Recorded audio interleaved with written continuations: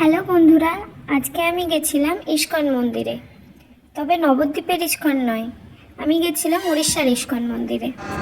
দেখো চারপাশের পরিবেশটা কি সুন্দর, দেখেই মন ভরে যায়। তবে আমরা যখন গেলাম তখন বন্ধ হয়ে গেছে মন্দির, আবার খুলবে সেই সন্ধ্যেবেলা সন্ধ্যারতির সময়। তাই আমি চারপাশটা ঘুরে ঘুরে দেখছিলাম। ঘুরতে ঘুরতে হয়ে গেল সন্ধে।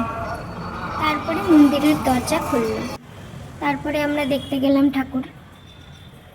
মন্দিরের সামনে একটা ঝর্ণাও ছিল ছোট্ট, সেটাও দেখতে খুব সুন্দর।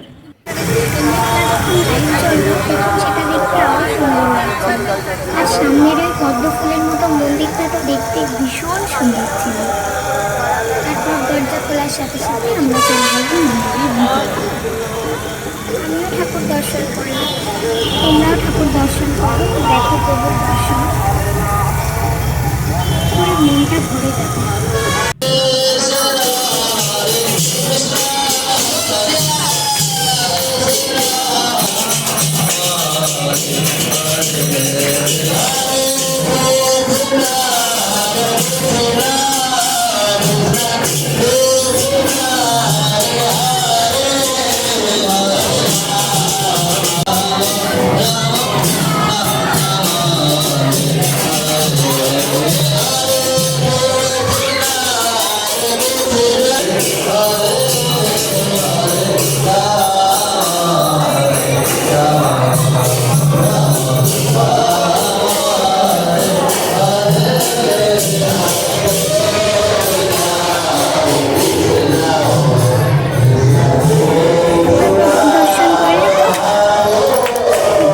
সন্ধ্যারতি আর তুলসী আরতি দেখে বাড়ির পথে রওনা দেবো, তাই বেরিয়ে পড়লাম মন্দির থেকে।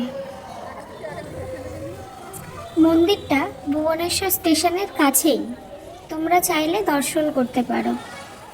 আশা করি তোমাদেরও খুব ভালো লাগবে, আমার তো খুব ভালো লেগেছে।